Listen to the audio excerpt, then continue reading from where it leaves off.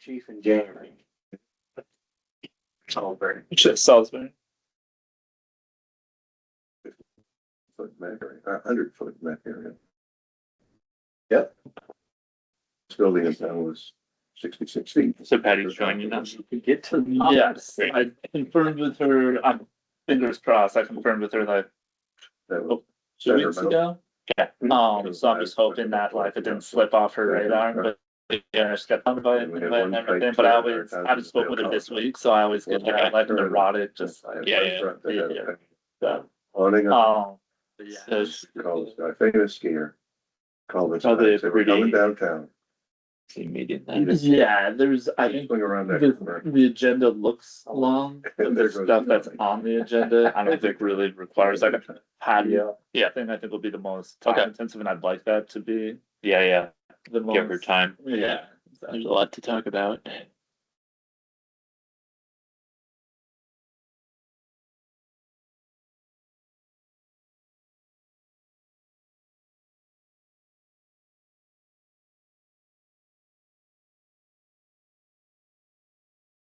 Many days, 22, 40 below zero.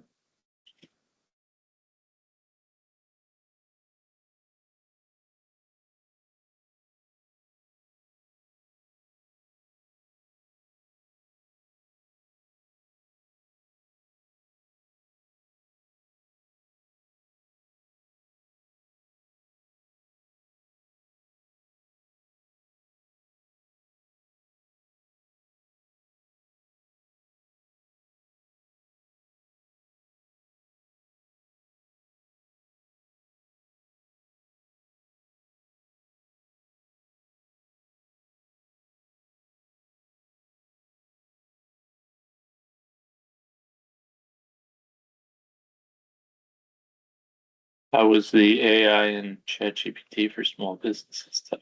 That was really good. I had to leave a little early for a chip call, but we had like 60 registrants, and I think of the 60, the 40, 45 showed up, and we typically like 20-ish, 20 to 30 is like our average. So when we can pull 40 people, that's great. Yeah, that's really good.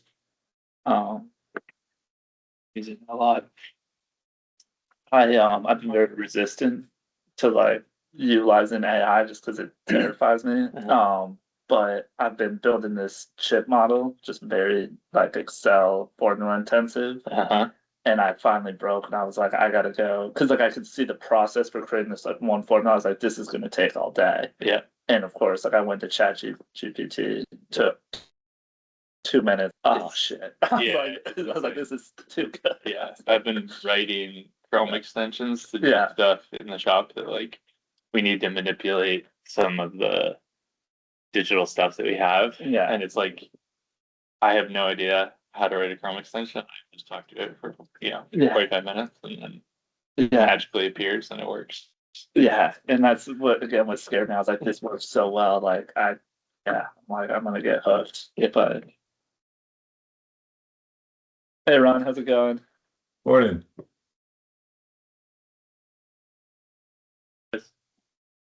You're doing.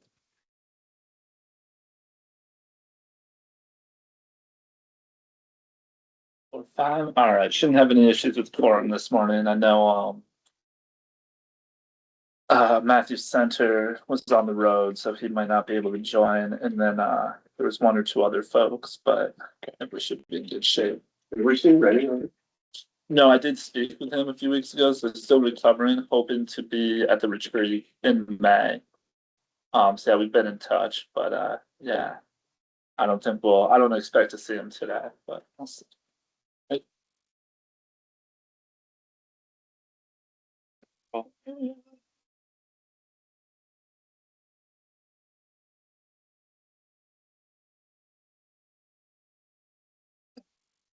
Richard became He'll be calling in. Yeah, calling it. yeah, he's got a sick dog this morning, so. If you had any update.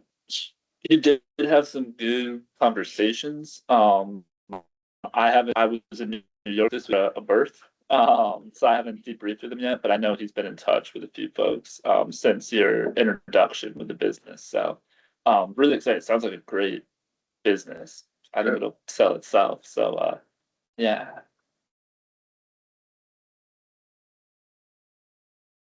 You know, I'm not sure.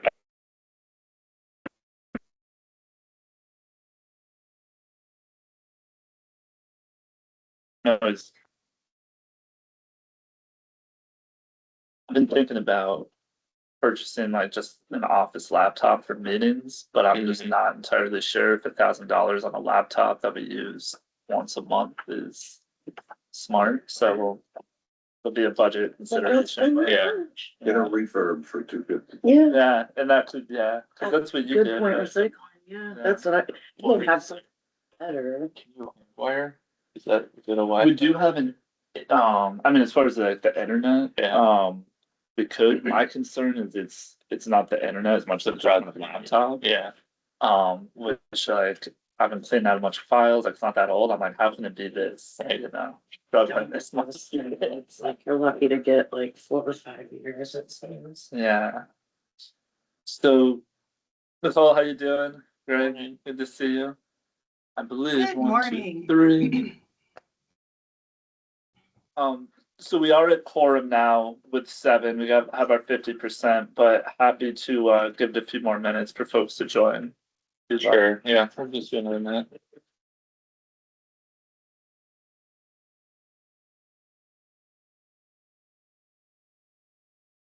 Our kids are transitioning to soccer practice, and as soon as they made the announcement, it started raining for 3 days straight. Everyone's like, "Really? Are we doing this?" Of course.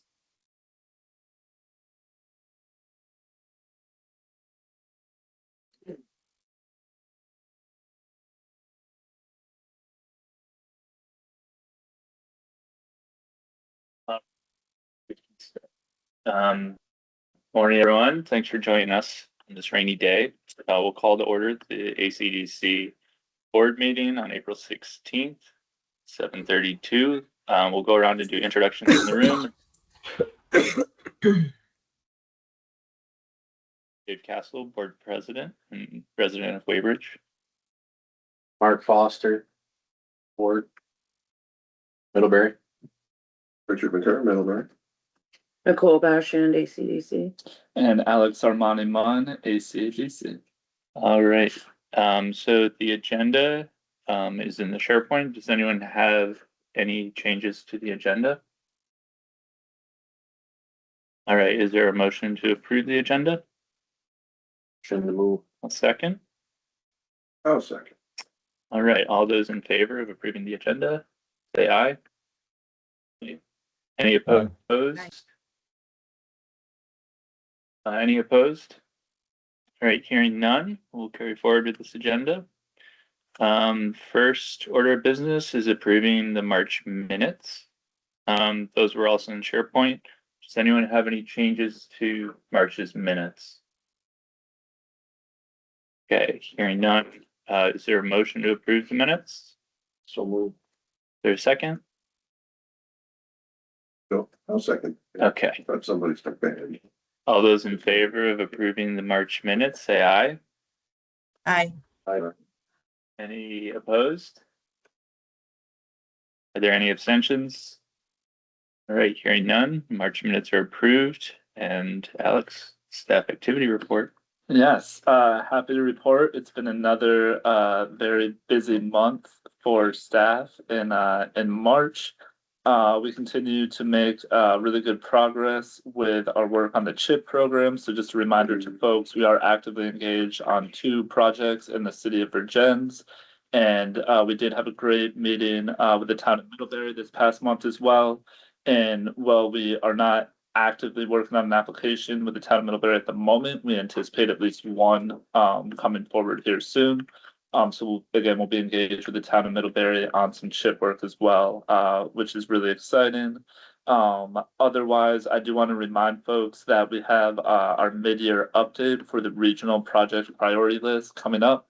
That will be due to the state by the end of May. So we'd like to have all our submissions in by May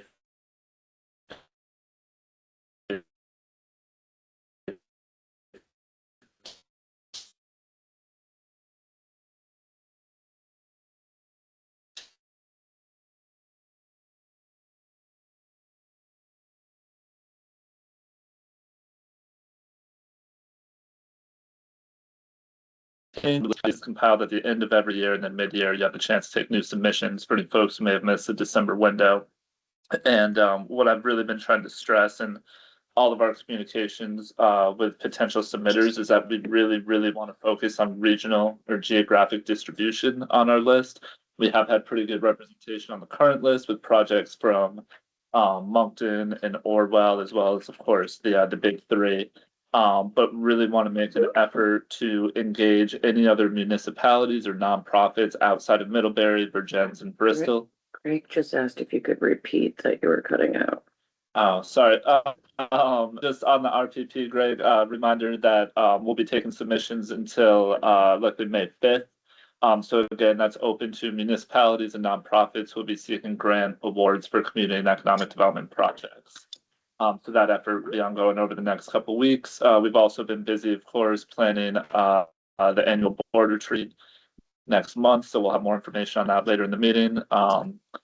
Otherwise, Richard has been hitting the streets pretty hard, meeting with a lot of businesses, and happy to report that Richard, even in his part-time capacity, has largely taken over a lot of our small business support and is really managing that. I step in where needed, but he's done a great job really taking ownership of that aspect of what we do and those day-to-day services. And I think he can attest that it's been pretty busy. A lot of inquiries from folks looking for support with startup expansion, and interestingly enough, succession has been a pretty popular topic of late.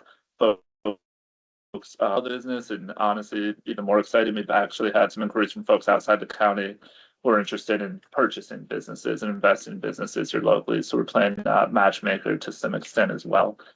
IRP recapitalization application was submitted at the end of March. So a reminder, that was $500,000 to recapitalize our RLF funds. So we'll hopefully have an update on that here in the next couple months. I believe by June we should know if that was awarded. So more to come on that.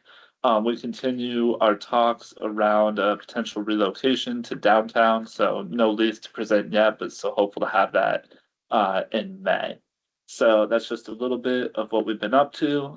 Tip of the iceberg, as I always say, but there's a more comprehensive report, of course, on SharePoint, and happy to answer any questions folks may have around that at the moment. And as always, there is some stuff that is consuming a lot of our time that we just are not at a point where we can necessarily talk about in a public forum. But always happy to talk offline about some of those other projects. Alex, do you need any support on the RPP? Yeah, we'll likely be reaching out to folks for scoring.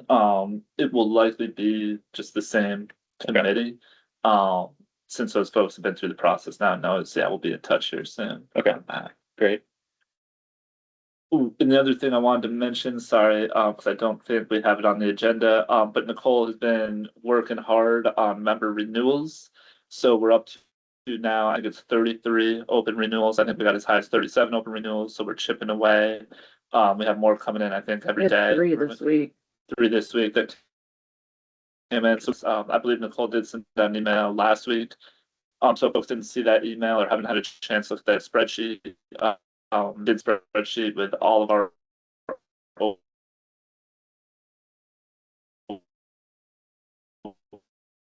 Alex, you're breaking up again. I don't know why. But again, that's definitely consuming a lot of our time as we work to get all those renewals in before the end of the year. Any questions or comments about staff activity?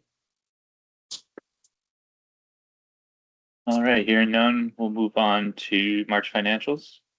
Yeah, so I'll do a bit more of an updated financial report here later in the meeting, but there is a March financial report in SharePoint. Big takeaway right now is that we continue to have positive net income, and as I've been saying for a few months, as we come up on the end of the year, it looks like we will end the year with a balanced budget and a surplus. How large that surplus is, not entirely sure yet. Keeping my fingers crossed for 5 figures, but we'll see. Again, a lot of that will kind of rely on bringing some of that end of year revenue around member retention. But I would say, all things considered, financially, it was a good year for us, especially through our chip work and through some other grant administration work, we've brought in quite a bit of unbudgeted revenue, which was a big goal as we entered the year expecting an $8,000 deficit. And we are well positioned. And again, we are in talks on some additional grant administration work that we weren't anticipating that would generate even more revenue that will hopefully incorporate into fiscal year 27. So it's looking good going into to the new year as well. But we'll talk more about that here in a minute. Great. All right, next for our business is the M&C activity report. Also on SharePoint, we will have a newsletter, our spring newsletter coming out this week. Otherwise, we had a great story on the regional project priority list process in the Independent a few weeks ago. And separate from, we didn't have a ton of ACEDC news per se this past month, but we had some members who had some great features. Republic of Vermont had a great article in 7 days. Lost Lantern had some great press. So we were excited to celebrate some of our members getting featured in not just local and state media, but some national media as well. So I was excited to see that. And anything else to report on marketing communications? Four Blooms is the other one that had Four an Blooms. article, and I had emailed her to be member of the week, and she's like, "Oh, I hadn't even looked at the article. I'll have to go look." So she didn't even. Happy to share good news. Yeah, I'm like, yeah, you're in there. Great. Any comments on M&C? Okay, this is an opportunity for citizens to raise or address issues not otherwise on this agenda. Anything folks want to bring up? All right, we will move on to the resolutions today. Thanks, Dave. So our first resolution is to appoint Scott Como to fill the seat currently occupied by Bob Ortmeyer, representing Porter Hospital. So Bob does have other commitments through the hospital that have made scheduling and attending this meeting difficult. Of course, given the importance of Porter in our community and the role they play, in our economy, we really value their representation on our board. So was excited to receive a nomination of Scott Como, the Porter, to fill Bob's seat for the remainder of his term. So that term will go through December 2027. And then at that point, Scott will be eligible to be renewed for, I believe, a 3-year term after that. So this resolution will just allow Scott to take over Bob's seat for the remainder of the term. I have been in touch with both Bob and Scott, and with the approval of this resolution, I'll do a more formal board orientation with Scott in the next couple weeks, and then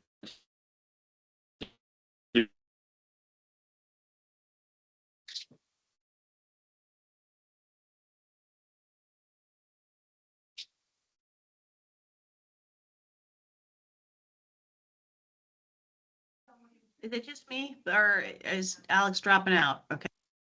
He dropped out again on Zoom, yeah. we'll form. They were losing us again. We I'm want gonna to stop sharing.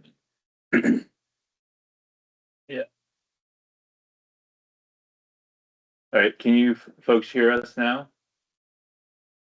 Are we better? Okay. We'll go back. Is there a motion to approve the resolution as presented to appoint Scott Cuomo to complete Robert Ortmeyer's board term ending December 31st, 2027? So moved. So Thank you, moved. Richard. Second. Sue, second. Okay. All those in favor, say aye. Aye. Aye. Any opposed? All right, hearing none, the resolution passes. And the next resolution regarding Yes. Dr. Nicole McTavish. So, as folks may be aware, we have had a vacancy on executive committee since January. This is a non-officer at-large seat. So the committee did recently in their most recent meeting discuss appointing Nicole to fill that seat. I think we can all agree that Nicole has been an amazing voice and played an amazing role in discussing economic development here locally, especially in the capacity of education. So I really think she'll be a great voice on the executive committee. So that executive committee appointments, I don't believe are term limited are renewed each year, but this would appoint Nicole to executive committee through the end of this year at least. So yeah, this should be a great addition, and we'd be excited to be back at full strength on executive committee. Great, I agree. So is there a motion to appoint, is there a motion to approve the appointment of trustee Dr. Nicole McTavish to fill the at-large position on the ACEDC Executive Committee? Chris did, is there a second? Second. Great, all those in favor of the resolution, say aye. Aye. Any opposed? And any abstentions? All right, so the resolution is approved. Welcome aboard, Nicole. We're looking forward to working with you. Thanks for joining.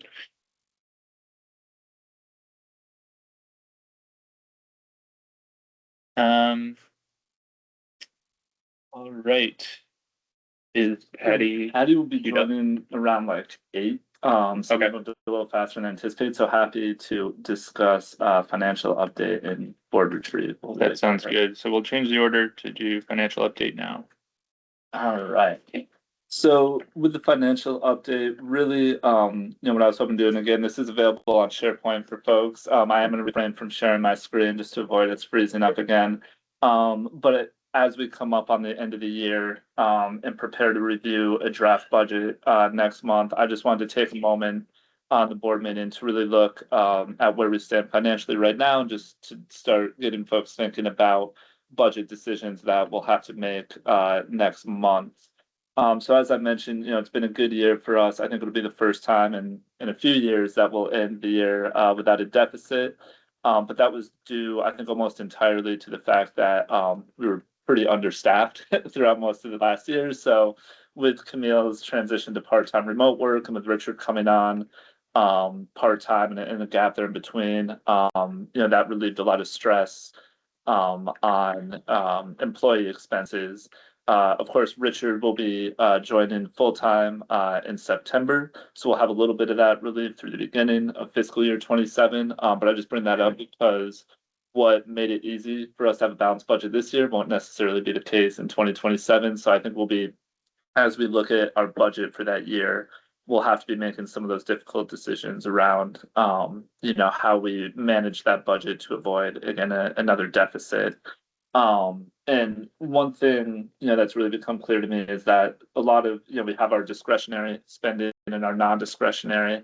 Our office expenses really represent those sort of fixed costs that there's not really much wiggle room with. Of course, accounting is another one. And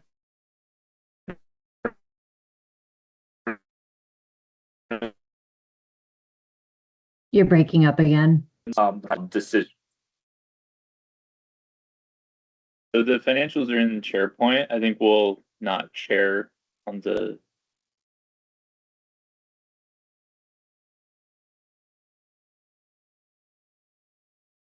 A couple things, and I'll go down to our profit and loss. One of the areas that, and again, I just want to throw some things out there, not necessarily for decisions today, but just to get folks thinking, to kind of tee up a more in-depth conversation next month.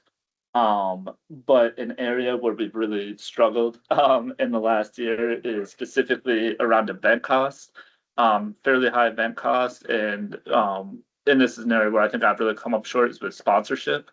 So similar to member retention, this is an area, especially over the next few months, where I'll really be looking for board support around how we can bring in more sponsorship dollars. I think that was something Fred did well in the past, although I think the strategy that we used in the past was Fred would go to board members and say, hey, who wants to fork up some money for the member mixer or the annual meeting?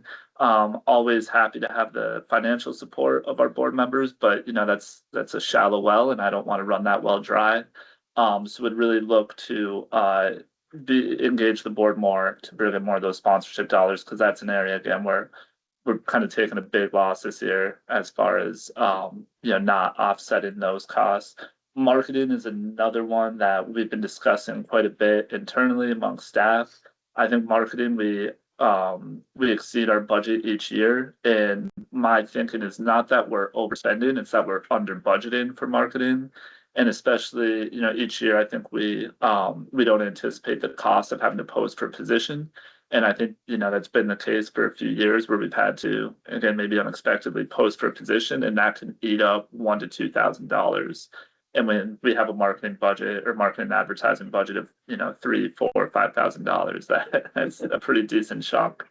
And something that Richard's been hard at work on and we've been working on over the last year is that new business package. So that'll be a piece of print collateral. Of course, there's a sponsorship packet as well. And I think we could be doing a better job of getting some of that collateral out locally as well as out, more broadly, like regionally and statewide.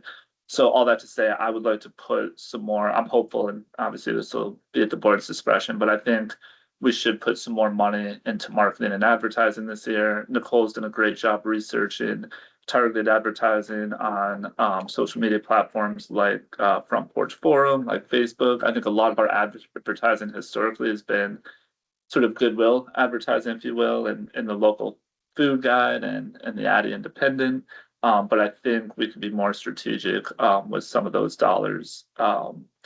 So again, those are just a couple of the areas that have kind of jumped out to me as I think requiring some board attention and some conversation. Some other ones, and I apologize, I'm kind of rambling. I'll stop here in a moment and open it up to some questions or discussion. But something else I think is important for the board to be thinking about is our loan administration revenue. We had 2 fairly substantial loans that were paid out in the last few months, and we have a few more. I don't know the exact number, but it could be as many as 4 or 5 that'll be maturing in the next year or two. So as those loans mature and are paid off, that starts to eat away at our loan administration revenue. We do have pretty good demand right now and a pretty robust pipeline of potential applications, but until those applications are completed and approved, if we were to project out right now, we would see, I think, some pretty substantial reductions in our loan administration revenue in the next 2 years.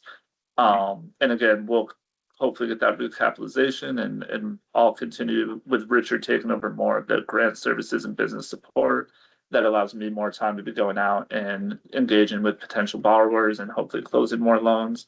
But just from a revenue standpoint, something else we have to consider. I imagine our loan revenue will be lower this year.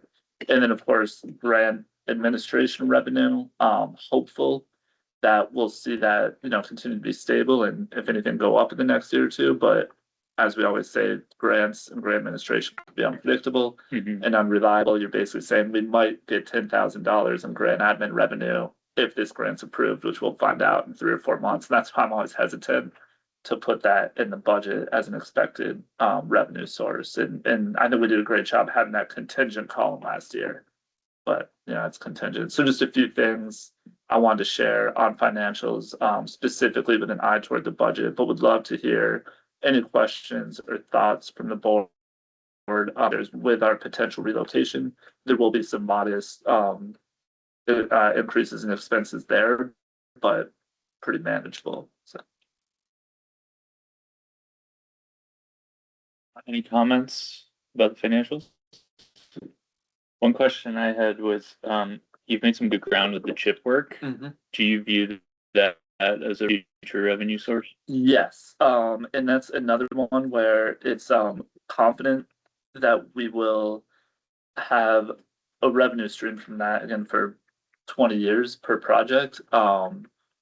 We're still figuring out what exactly that revenue is going to look like. So I don't want to, I'm being cautiously optimistic. I know we'll get revenue from it, but I don't want to go on the assumption of like, oh, it'll be, $10,000 or $15,000 per project per year. We won't know for sure until we have more of those TIF agreements in place and approved by the state. And what I can say is it'll probably vary by project too. It's the way that revenue will be generated will most likely be as a percentage of the increment each year. So if you have a project that's generating, $500,000 in increment each year, those costs will likely be higher than a project that's maybe generating 50,000 an increment each year. But yeah, we'll see.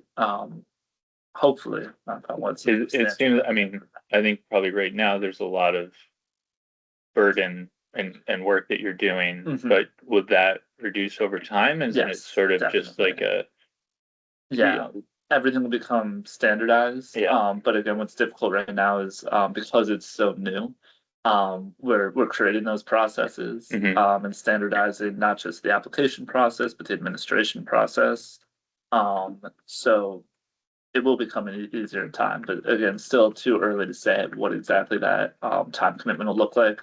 I My anticipation is it'll be very similar to like our loan administration, where I could go 3 months without doing anything loan related. And then all of a sudden, I may have an application and then I'm doing the loan loss reserve and then I'm doing the budget. So it can, ebb and flow. It can be a ton of time and a ton of work over 2 weeks, a few times during the year. And with CHIP, there will be an annual reporting requirement each February. So that's one where once we have a project approved and it's receiving an increment, I'm anticipating that like January, February will be very, very involved, very time intensive doing annual reporting. And then with property taxes, and it's both ed fund taxes and the municipal. My understanding is that those are paid, I believe the municipal 4 times a year. So every time somebody's paying a property tax bill, we'll be having to run the funding formulas for CHIP and basically determine, helping municipalities determine, okay, you're retaining this much is getting paid back to the project. So again, it could be a few months of not really doing anything CHIP related, and then a week of managing CHIP payments. Sure. And that'll all still flow through the municipalities. We're not going to be handling those tax dollars. But we're anticipating a lot of hand holding and being very involved and just helping them ensure that things are being tracked and monitored appropriately and accurately. So yeah, it'll be a bit of a lift. Okay. I have a question. Financials, it sounds Oh, sorry.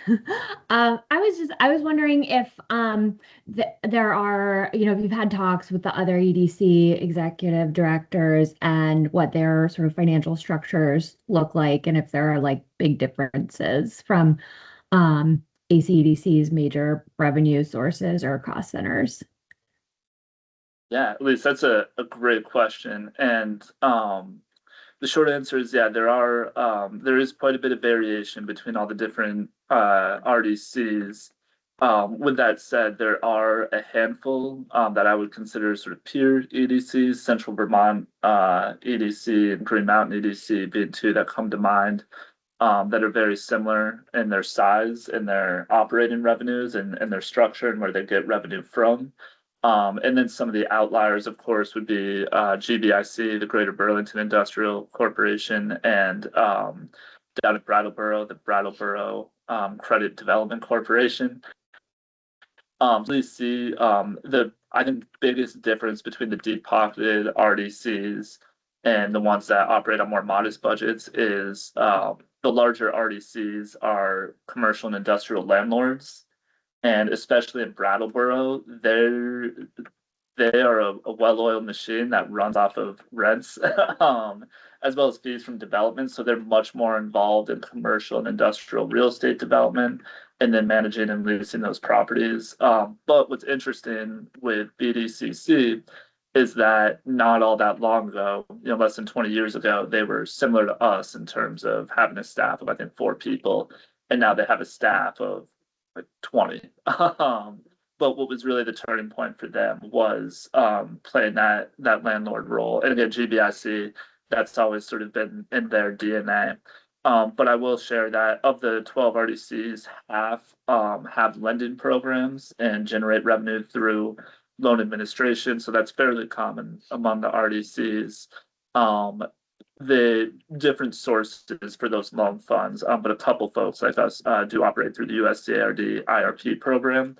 But on that note, we know in the Northeast Kingdom, their revolving loan funds are funded through CDBG, which seems to be, and I can't say for sure, but my basic impression is that it's I think they deal with a little less red tape, but I could be very, very wrong in that assessment. But looking at those other RDCs, the positive takeaway from here, the realization I've had in the last years, we've had some challenges with USARD, is that there are other capitalization sources out there for revolving loan funds, and it is something that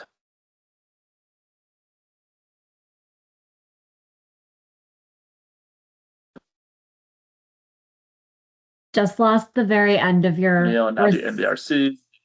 we lost the very end of your response there, but this is really helpful and like good context probably for when we have our strategic retreat next month.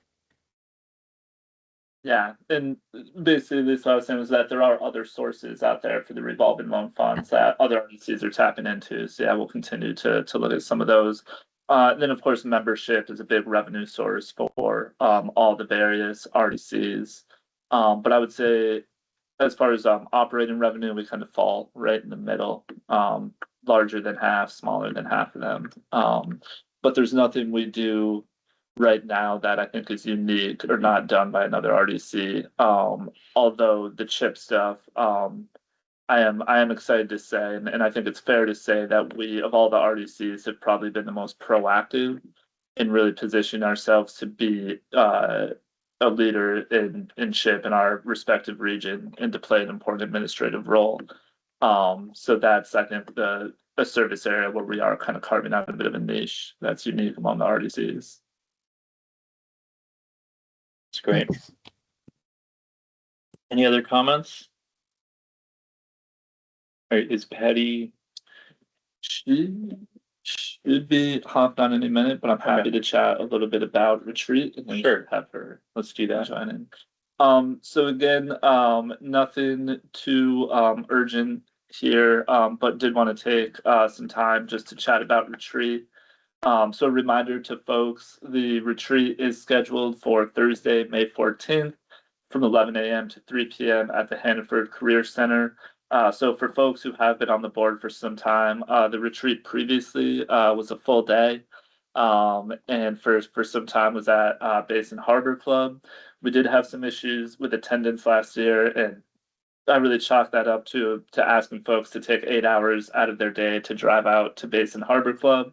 So we wanted to make it a little more accessible for folks this year. And frankly, I don't think it really requires 8 hours of conversation to accomplish what we need to at the retreat. So really and we'll have an agenda coming out soon, but there will be a regular board meeting. That'll likely be the first order of business, and then we'll have lunch, and then it'll be maybe 2 to 3 hours of strategic planning. So I would encourage folks to go back and look at the operating strategy for this past year. With that operating strategy, we were pretty ambitious and broad in our scope of things that we would attempt to do this year. Some areas I think were really successful. Other areas kind of fell off after Camille's departure, and we dealt with more limited staff capacity. But what we'll likely do is review that operating strategy, see where we were successful, see what areas were maybe lacking, and use that as a framework for coming up with a new operating strategy for fiscal year 27. But whereas my approach last year was to shoot high, I think I'd like to be a little more streamlined or a little more narrow and focused this year. But again, I think it was a very productive thing. But we'll probably try to manage those expectations a little more realistically in fiscal year 27. But again, as we were to put together that agenda, if there's anything specific that board members are hoping to discuss or anything that folks would like to see on the agenda or think is worthy of more in-depth discussion, we'd love to hear from folks on that now.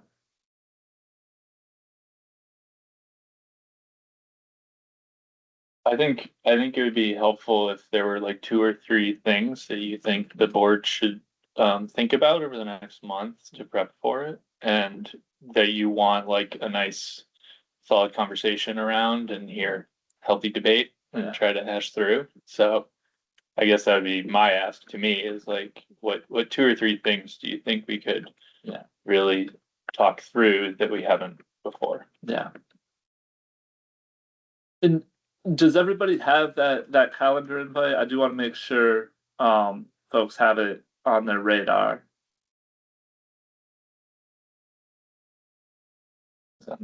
Okay, cool. Checking right now. I think so. You said it's May 16th, right? 14th. 14. Yep, got it.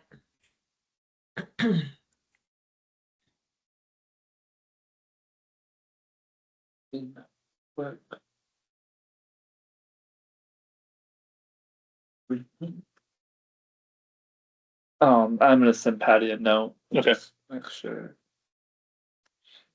So-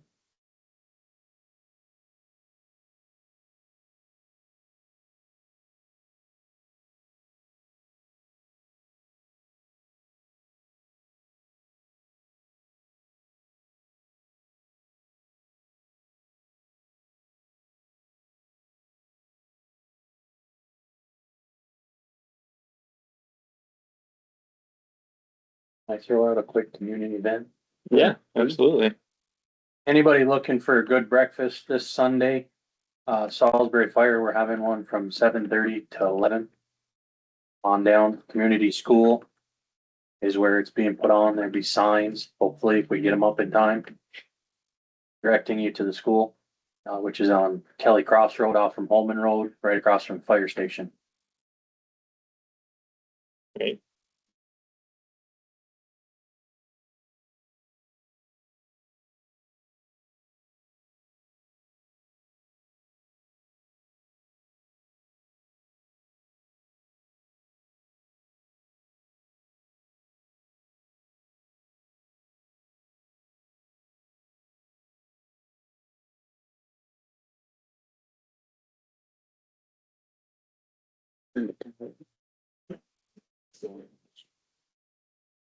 That's what that CPV is on.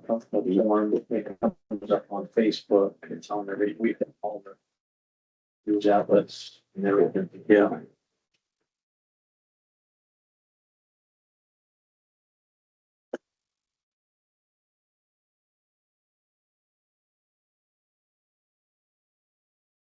We've been thinking for living space and shredders.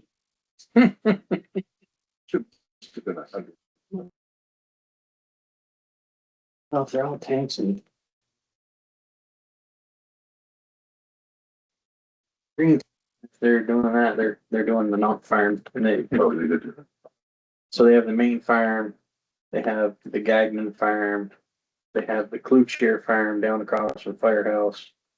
The original Gagnon farm, which is down across from the egg farm, and the Devoid farm, which is at the end of the Lower Foot Street there. I have never seen so much manure moved in opposite directions. It's just, it's funny. Well, I get it You're trying to because we connect can't your spread two until April schedule? 15th. So this pitch. She, I just sent her down, We go stop, here. if we give it maybe like And 2 then or you're 3 like, man, that one's minutes, and getting then, full. yeah, I gotta close that one. reset her. Just leave it where it is. Yeah, or a pain.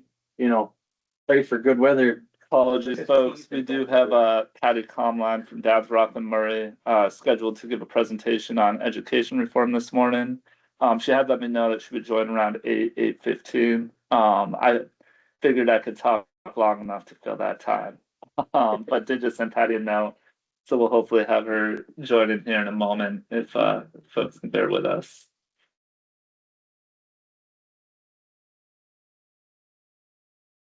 It's over. Yeah, we won't sit here for 45 minutes waiting.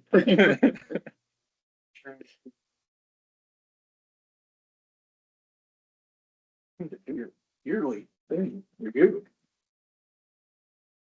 Oh, and the fiscal year 25 audit was filed as well. So that's, yes, another year of the clean audit. So thanks. Got to mention that. In terms of the Brattleboro, Mhm.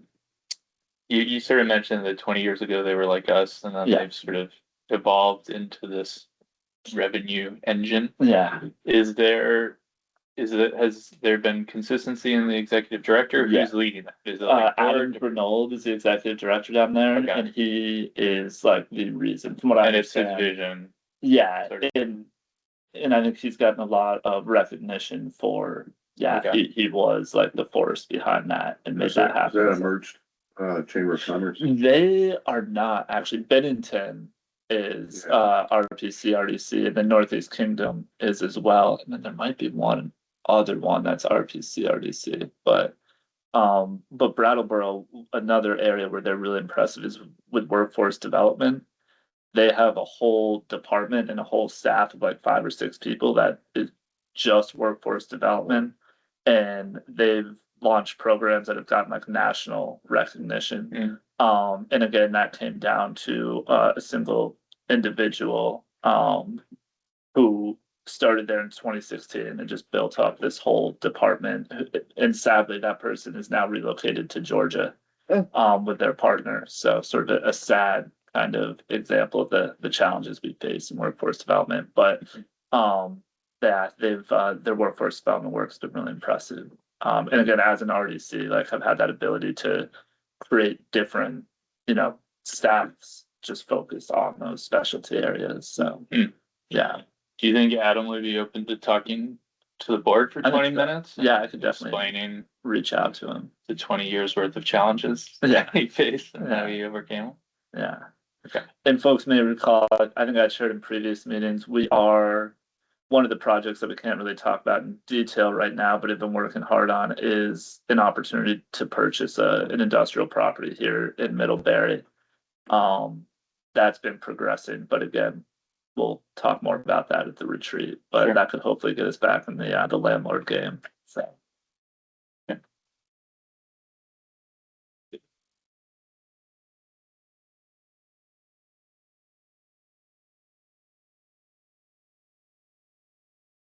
Like, let's leave it till 8:15 if that's okay. Okay, yeah. Yeah, so. 1 more minutes, that's fine.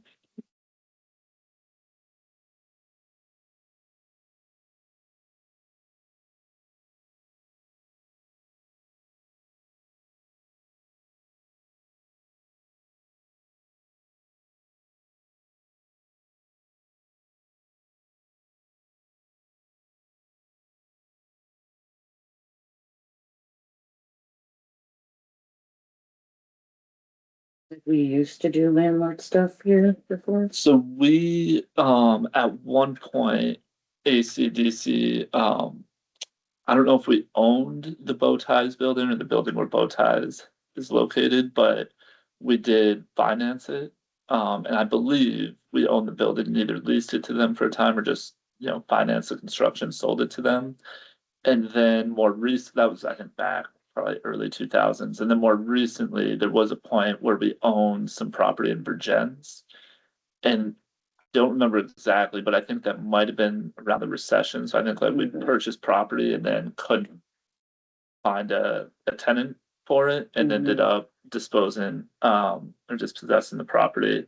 So we've dabbled before, but it's been a while. And I think I think the market, there's more demand, more need, and there are programs that exist at the state level that make it very easy Right. for us to basically acquire property with no money out of pocket. So yeah, condition right. It'd be interesting to talk to Adam about how they structured their organization to manage that. Yeah. So that it doesn't take all the resources when things aren't going right as a property manager. Yeah, and I know that's another area where again they have like dedicated staff who Yeah. just do leasing and property management. But they also I think had a unique circumstance where they had, and I forget the company or the business that left, but they were left with just some empty industrial space that nobody wanted. So I think it kind of fell into their lap.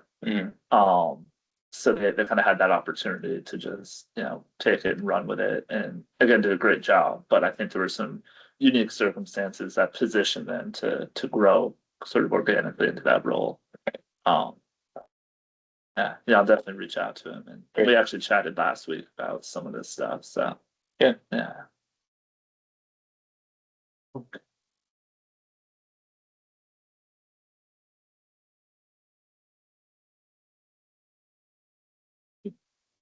Okay, so Patty is joining now. So thank you again, folks, for bearing with us. I promise it'll be worth the wait. Patty is great. And who doesn't love chatting education reform?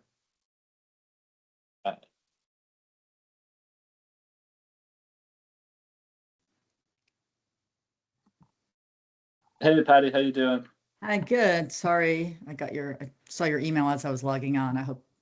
Oh, no worries. We were very efficient today. So we wrapped up the agenda a little earlier than I expected. But thank you so much for being here today. Really excited to have you. And I'll just give a quick intro and then we'll let you do your thing. So, folks, happy to share that we have Patty Conline with us today from Downs, Rockland, Murray, a lobbying firm based in Burlington. Is that correct? Sounds right. Yeah. Yeah. And Patty's very active and engaged on the issue of education reform and CTEs.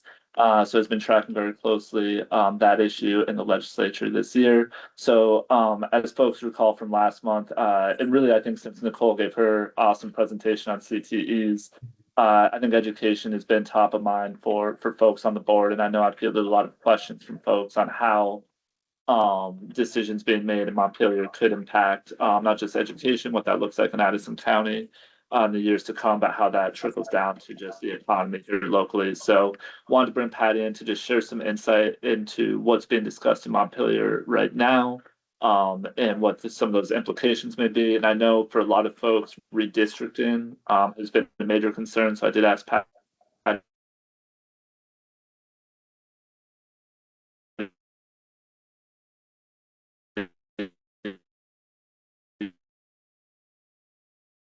to what's going on in Montpelier. Okay. Nice to see everybody. Hi, Nicole.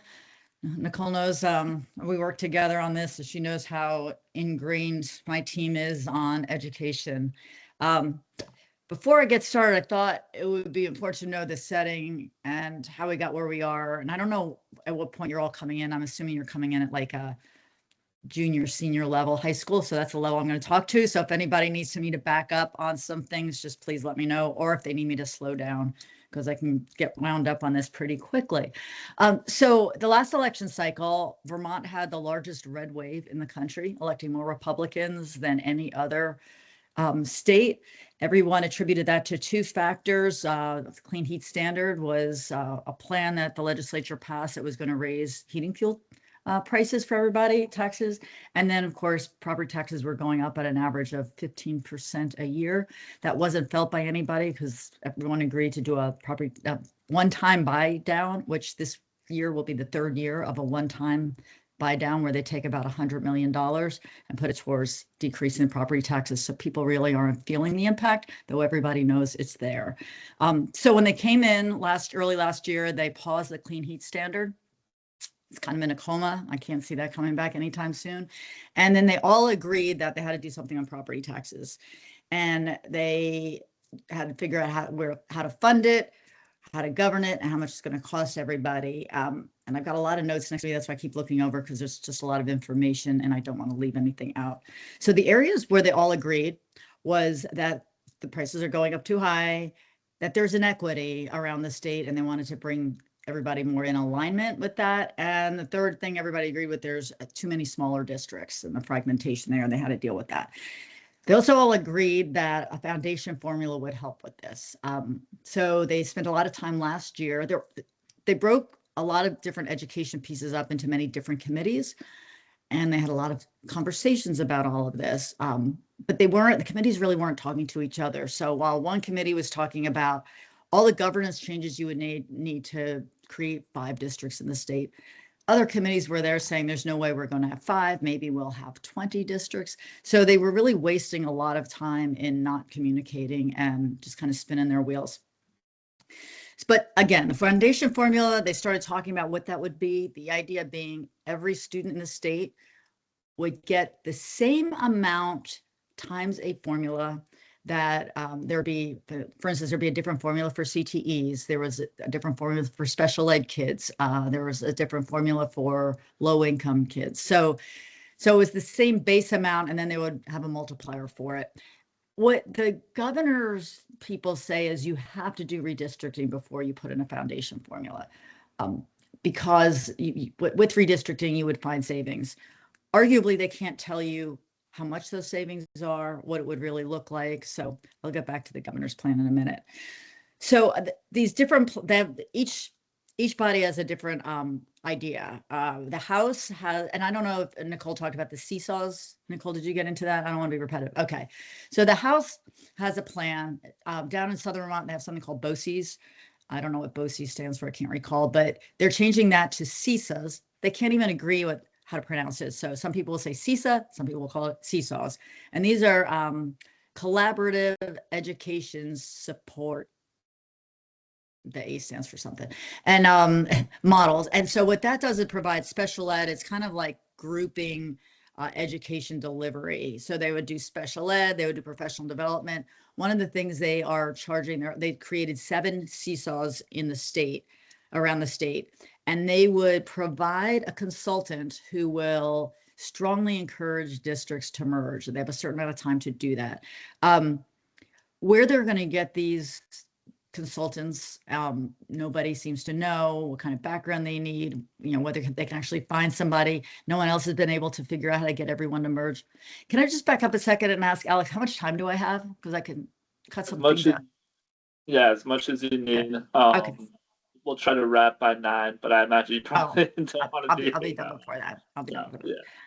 Yeah. You don't be asleep by then. So anyway, so that to encourage them to merge, and that pushes out everything else in savings, like the redistricting. There's a lot of triggers of when things take effect. This pushes everything out, including this foundation formula, to like 2030.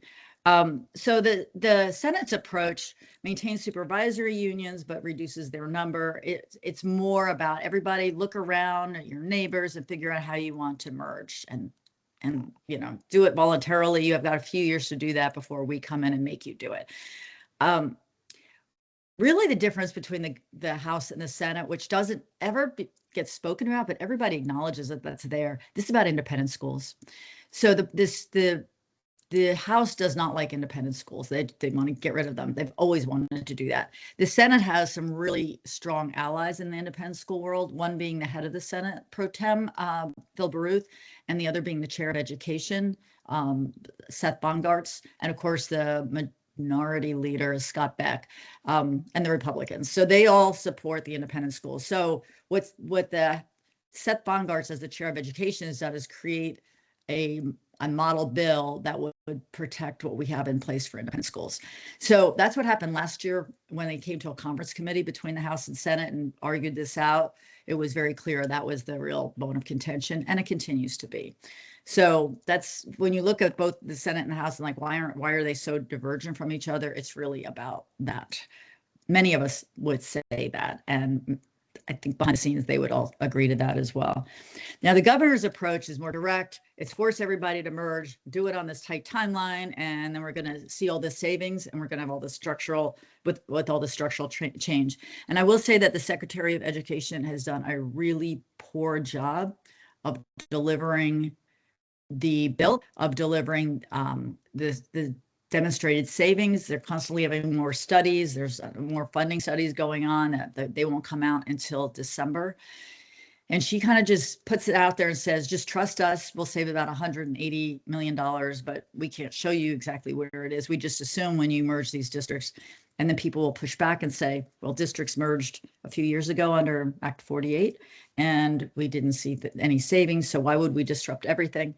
And she says, this is how it's going to work. The governor, I really don't think has a fundamental understanding of what his bill has in it, because he always defers to her and puts her out there, and then she starts talking, and she hasn't convinced anyone. And I will say she will say things in committee that don't turn out to be accurate. So there's not only is it they're frustrated with the lack of detailed information, the lack of response from her when they ask her things, but also they're not really sure about the accuracy of what she's delivering. So there's also some hidden pressure points like property tax strain. You may have seen there's a really good article in 7 Days about this, came out a couple of days ago, about towns, and I see there's a town administrator on here, the towns that are not able to pay their taxes to the state fully because they can't collect it from people who are defaulting on their property taxes. And it's starting to take a real hit. In one town, it was 25% of their budget. There's a small town. And so they still have to come up with a bill to pay the state, even though people are not able to pay their taxes. So they're starting to see this sugar down right into that level. And then there are all these timelines. There are all these triggered timelines. They're supposed to take effect. They're complicated too about what the redistricting. It's not only about a foundation formula, and they've got to go and figure those out because they put them into law last year and they're not now taking effect because they keep pushing things out. And there's also to show how disjointed this all is, in House Ways and Means, they were talking about the incentives to merge. What do you do to help towns merge their school districts? And they were told in there, don't use financial incentives, because when you do that, you get a tax break for a few years, but then it's like phased back in up to normal. And they said it gives the impression to people that when they merge, their taxes actually went up, and it doesn't help in the long run. They heard a number, I thought it was compelling and convincing, so they took any kind of financial incentives to merge out of their bill. Meanwhile, in the Senate, they heard from Jackie Wilson, who's a very well-respected former superintendent from Southern Vermont in the Manchester area. And she said the only reason they merged to the extent that they did was because of the financial incentives, and it's really important to make sure they're in there. So it just kind of gives you an idea of the smattering around the state of all the challenges. Not everyone, a lot of people in the beginning of last year talked about the shiny new schools, newer and fewer. That's where we need to go. It's where the governor's people say we need to go, yet they put zero money into any kind of school construction. So they talk about merging the schools, but they're not really giving them a lot of support to do that. There is one bill, S220, that the Phil Baruth in the Senate put out, which capped school increases for a few years. They changed that to addressing, decreasing excess spending threshold penalty. I don't know if people are know what this is. If you're on a school board, you do. There's a level that you can spend. They take the state average per student. Right now, it's $16,400, I think. And if you spend more than 118% above that, or 18% increase above that, you're gonna have to pay double whatever is above that in your budget. And so they're lowering that from 118. They're proposing to decrease that to 112% of excess spending threshold. That works. They had lifted that during COVID, and that's at the point where you saw schools spending more and more, hiring on more like paraprofessionals. They put this back in, I think, 2 years ago, and your school budgets came in a 4% increase this current year. Now that is off of a very high, growth, but it's not the same rate of growth that we've seen. So people acknowledge that the excess spending threshold works. So they put that back in. What they're not talking about at all is education, employee healthcare. And we know I work on that issue, and everybody acknowledges that that is a huge cost driver. It's the most generous plan in the state, far more even than a state employee plan.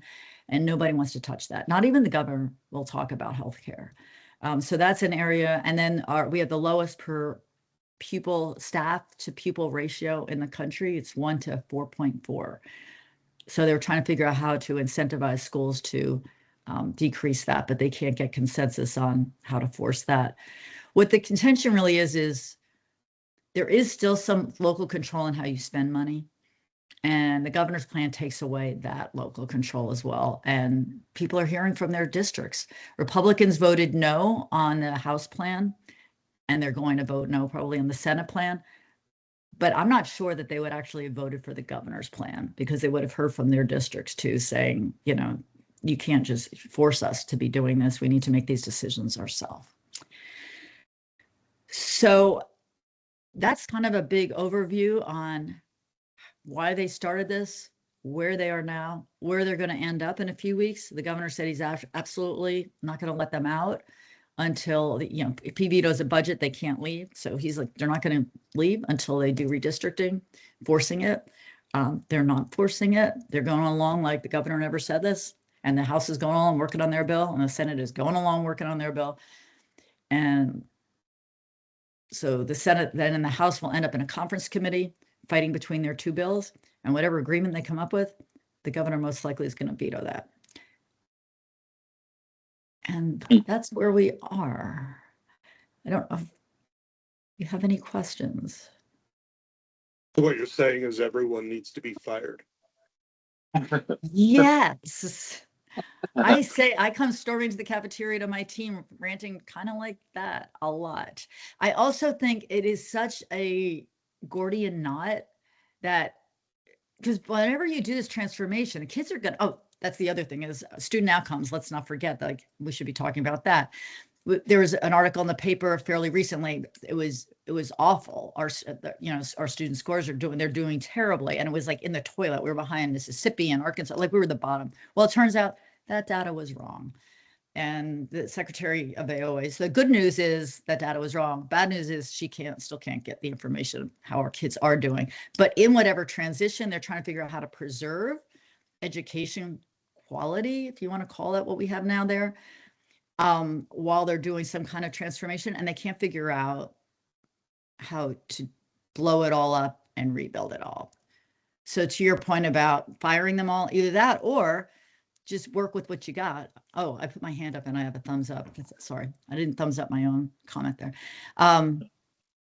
Or address the problems that are real right now, like healthcare, like squeezing, the more, if you did a foundation formula that squeeze schools, let them make those tough decisions. Let the voters say, this has just gotten too expensive. And I see that down in Southern Vermont. I was a former legislator from Dorset area, and I'm very interested because they are doing that now. 2 of the schools in the north of them and the south of them, it's gotten expensive. The schools are run down and they are finally merging, which they should have done 10 years ago. But yeah, I think if you make it at the local level and continue to, constrain the spending on them. If you want to spend more and keep your tiny school, how about it? But that's a local decision, and then you're paying for it at the local level, or you blow up the whole system. Yes. Is there any concurrent research on the downstream effects on municipalities and services by the increasing costs because obviously those tax bills, yesterday was tax day, right? And so, we saw millions of dollars come through the door in Bristol, and like 70 or whatever, a very large chunk of that goes to the school system. And so what that eventually, or what has been doing is like municipalities, I've only been here for 7 months, so I can only speak to that, but I can tell that historically municipalities do not increase their budget year to year because they don't want to lock horns with the education system. And so with inflation and post-COVID world and everything else, you're seeing like incredibly diminished returns on quality of services from towns, just due to inflation, but also not being able to keep up. So like, is there a short or medium term trigger point that you and your team have seen? Because like, you can't just keep kicking this can down the road.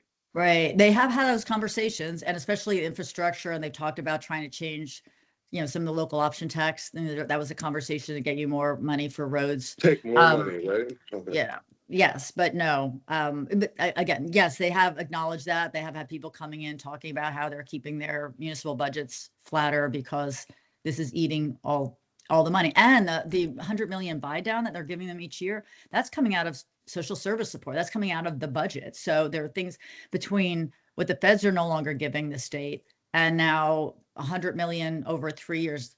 This year they're splitting it. They're taking 50 million to do a buy down and putting 15. Well, that's a proposal anyway. But yes, they have had those conversations. Chris, you had a question? Yeah, you referenced the student to staff ratio, and I'm curious, is it just frontline in front of students ratio, or does it include all the administration and back office? I believe it includes all of them, including back office. And what everyone, I haven't heard this testimony, but it's alluded to that it's a lot of paraprofessionals. There was a big, there was one-time money during COVID, people hired up, and then there were a lot of behavior problems as kids came back into school, and then they kept those paraprofessionals, and they all get benefits too. So that also drives up the costs. Thank you. If you look at the teacher to student ratio, we're still very, very low, but we're not the lowest. That would be an interesting number to get. I'll confirm that and get back to Alex. You can get that to you. Appreciate it. No, yeah, that's interesting. Sometimes you think you know a lot of this, and then people ask a question like that. I'm like, I should know that. That would be anything. And the one thing that people will acknowledge is working is CTE. And Nicole does a great job testifying committee, and I work with BACTED as well, which is the group of CTEs, which I love working with this. And I know she gave you an update, but I will say they all acknowledge that, and that's why they want to. Now, here's an interesting thing. They want to do more and bring more kids into CTE. There is a dynamic in this funding as weird in that the more kids you're going to bring to CTE, it's going to put more pressure on school budgets. So that's also a tricky factor they've got to deal with. I just wanted to ask two clarifying questions. First, thank you for all of the information. It's really, really helpful. So you'd mentioned that incentivizing school mergers can kind of have an unintended consequence of raising taxes for the districts. Could you just elaborate on that a little bit more and exactly how that, like, what leads to Sure. those increases and for how long and things of that Yeah, nature? And then so- I have one other question about healthcare after that. Sure. So what I said was that they give a tax incentives to merge. It would be like you have lower tax rate the first year and the second year goes, I can't even off the top of my head call an average tax rate. But say it's 10% less. Okay, the first year you merge. The second year is you got that 10% decrease. Then it's going to go to an 8% decrease, then a 6%. And every year above there, you're going to go, it's going to kind of slope back up to where you were. Well, what that feels like to people is they got a tax increase because they got the Oh, I see. decrease. So it's just, See what I mean? Yes. it's the So I didn't mean it perception. Yeah, drives yeah. up It's the, costs. it's Right.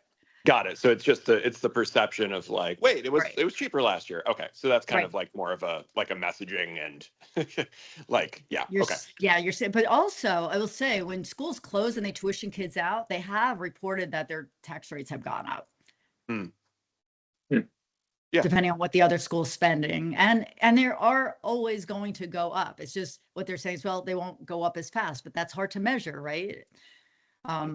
Yeah, because life just continues, the costs continue to increase. And you know, we have such an upside down system. I've said this before. It's there's a sweet spot of students. If you have too many students, well, you've got to hire more staff, right? So your spending is going to go up. If you have too few students, your spending is going to go up because your per pupil rate, you're not getting as much per pupil. So no wonder we have the problem, right? If you lose students, if you gain students, spending still goes up. Yeah. And then my question about healthcare is why isn't anyone talking about it by your Yes. estimation? I would love to talk more about this. So we were hired on by the School Board Association to talk healthcare. And they have, when they go into arbitration, so it's a statewide system, which I was in the legislature when that happened and it didn't make sense to me. People said we were going to save money. And I thought, well, you've got some schools where the benefits are way up here and other schools, you know, where the teachers' benefits are here. Well, you're not going to lower anybody's benefits. So everybody kind of went up. And when they go to arbitration, it's a last best offer. So the 5 union members come in and the 5 school board members come in and they're locked into their positions. And then an arbitrator has to pick all of one or all of the other. They want the arbitrator to be able to pick and choose between their last best offers. That's one change they want. And the NEA says no way because they have prevailed in the last 2 times they did this. And their benefits are not an HSA, they have an HRA, and it is incredibly generous. So their plans, a family plan is $44,000 a year. They pay 20% of that. And then basically anything above that, I haven't talked about this in about a month, so I'm trying to remember, above that is picked up by the district. That's the HRA. And an HSA would save a lot of money, but nobody believes that the school employees are responsible enough to take care of their own. Those are their decisions being made at an HSA level, and the union would say no, that wouldn't be good for them. So And when you say that they're spending about 20% of that 44K, who's the they there? Cost. That's their cost. So Who's the they? Sorry. I'm sorry, the employee, the staff. Okay, got it. Yeah, just wanted to confirm. Thanks. So a teacher's maximum, and I don't want to be like attacking teachers, but compared to an average Vermonter who makes the same salary, their plan maximum would be $8,800 plus the maximum more if they had a catastrophic family situation would be $1,500. So the most they're going to pay for healthcare is $10,000. Yeah. Which is still, that's a lot of money in a year, but not when you're hearing that Vermonters are now paying $30,000 or they're going without healthcare now, right? So the healthcare situation is abominable. Yeah. So, and the governor's people would not even mention this. They're like, we support everything you're saying. We talked about, so if you cap their actuarial value, kind of at the state employee level, which is still very generous, you'd save over 100 million a year. but we couldn't even get the governor to talk about it. So the administration talked about it. I'll tell you, this is not so much a Democrat versus Republican thing at the State House. Any legislator who's been on a school board is supportive of making this change. It was interesting to me. We had a bill and I had pretty liberal Democrats wanting to sign on. I was pointing out the NEA is not going to like this because we don't want to, trick anybody into doing anything. And they said, I don't care. It's time to do something. It's the leadership. It's the leadership not doing anything with it. It's, the chair the of leadership. education, the leadership being the speaker and the pro tem. The chair of education in the House was a school board member. He wanted to do something. The chair of education in the Senate wants to do something. The most we're going for now is to get a study, just because I don't want it to just go away. I want them to be forced to pay attention to it and studies. Everyone rolls their eyes out, or a report back saying, what would they save with this? We're going to make them, it's like you can't force someone to eat their vegetables, but you can put the plate in front of them and make them look at them. And so that's where we're going with that. Yeah. And the leadership is not picking up the issue out of lack of political will, fear of teachers unions, all the above, secret option number 3. Like what's your estimation there? Like what would it take? So usually when you're standing down, anything we've done, I worked with independent schools a lot. So I've had experience working with, they used to call them the Prospect Street Gang, and now they're the V's, right? They're the School Board Association, the Principal Association, the Superintendents, and the NEA. And we always looked at them as a unit. Now I'm working with the School Board Association. I'm recognizing they're not really. It's the principals, the superintendents, and the School Board Association all want to do something with healthcare, and it's the NEA. And so what I'll tell you is the leadership, to your question, it's about the teachers. And also there are 4 teachers on the education committee in the House. And when you talk to people, I was complaining about this to my boss, and his wife's a teacher, and I think he gets his healthcare through that. And really conservative lobbyists that I've complained to is like, yeah, my wife's a teacher. The benefits are really good. So it's it's throughout, right? So yeah. So it's political will and that. Yeah. Do you know anything? And sorry, I'll stop hogging the airwaves after this. But do you know anything about like how that out-of-pocket cost that you had mentioned, the $10,000-ish maximum, how that compares to other states? Because I was a teacher for the majority of my career before joining ACEDC and kind of studied education policy and so forth. And that seems like also, anyways, that's my question is just how does that compare to other states, especially those in the region? That's another great thing that I've never, I happen to know because I have a sort of daughter-in-law in Florida, and her benefits are terrible. But that was that's a really good thing for us to compare. I'm gonna, because the NEA is everywhere, right? Like that's the N in the NEA, right? So it's like, okay, if the sticking point is this, then why is that would be a good thing why is Joe Schmo in New Hampshire paying 15 maximum, right? Like what? Come on, guys. Like there's a certain regional perspective that I think sometimes would be beneficial in our education conversations. I'm going to add that to the report that they want. We can find it out, but I want them to see it through that too. So that's thank you for raising that. I'm just thinking like I taught in Boston, and I paid more than 10 grand a year in healthcare, like for my family plan, right? Like that's Boston, right? Like that's a strong unionized labor force there. Yes. So I'm just thinking like, cool, I don't want to take any money away from anyone here, but just like, let's kind of compare apples to apples. Mm-hmm. Thank you for bringing that up. Yeah, of course. Anything else? Nicole, did you have a question? Oh, sorry. I have one question. So I agree. I think CTs are doing a great job.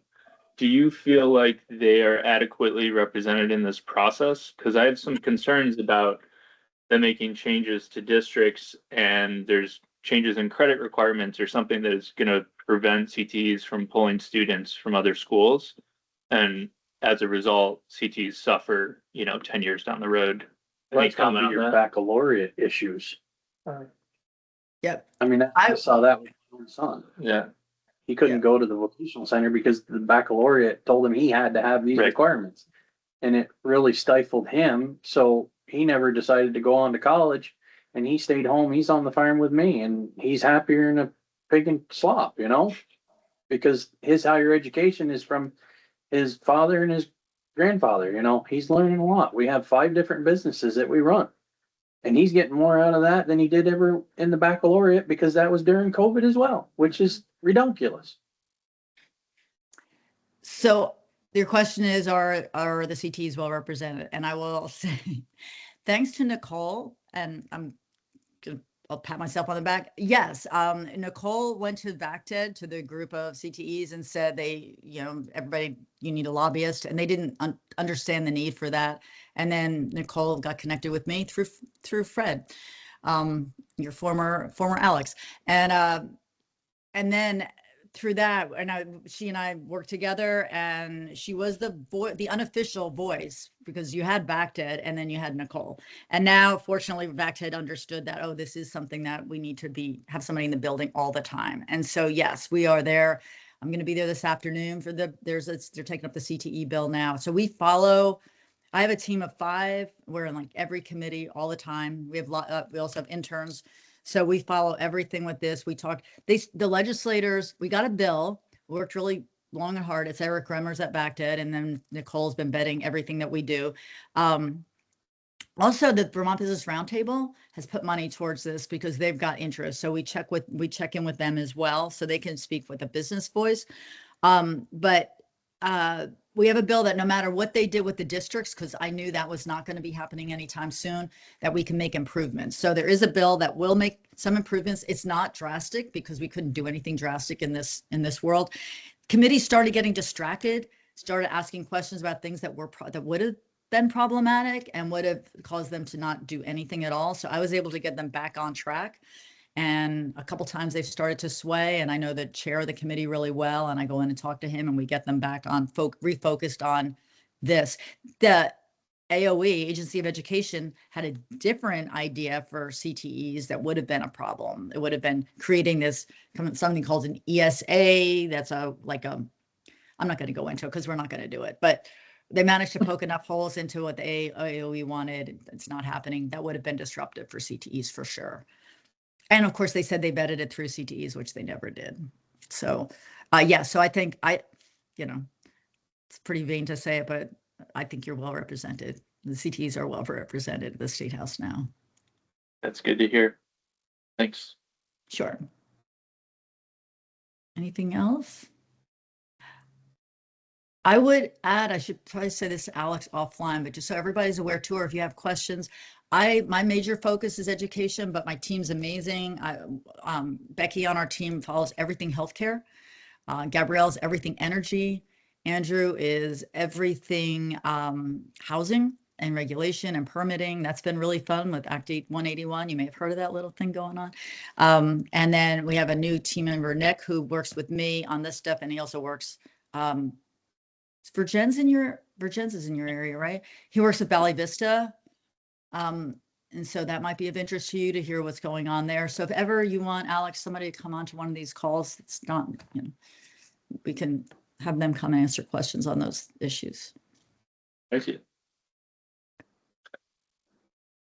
Great. All right. Well, Patty, thank you again. Really, really appreciate your time and your insight. And I'm sure that'll facilitate even more conversation amongst our board.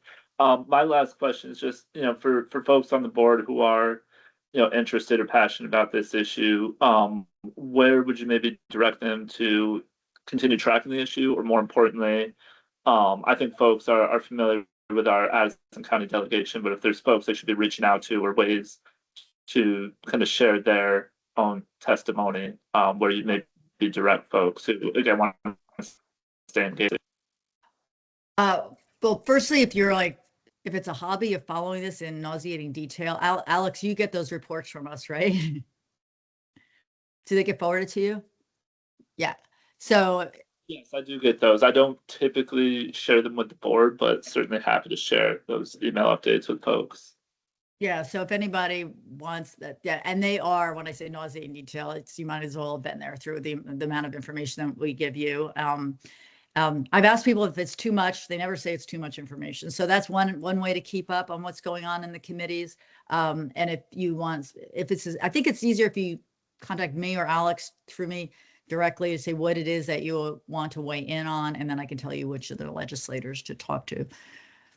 Matt Byron, I don't know if he's any of your reps. He's retiring. That's the only one in the top of my head that's retiring that we've heard of in Addison County. Is Peter Conlon? He's not retiring. Peter who? Conlon. He's on our rumor list, but I don't give our rumor list much sway yet. So we have not heard that for sure. This time of year, lots of people talk about retiring because they're burnt out. You're facing a campaign. That is no fun. Campaigns are no fun. And so this time of year, a lot of people, I'm thinking about retiring right now. It's just that time, that grindy time of year. So you don't want to make those decisions right now. Yeah, there's a lot of people on the rumor list that'll end up running again. Questions?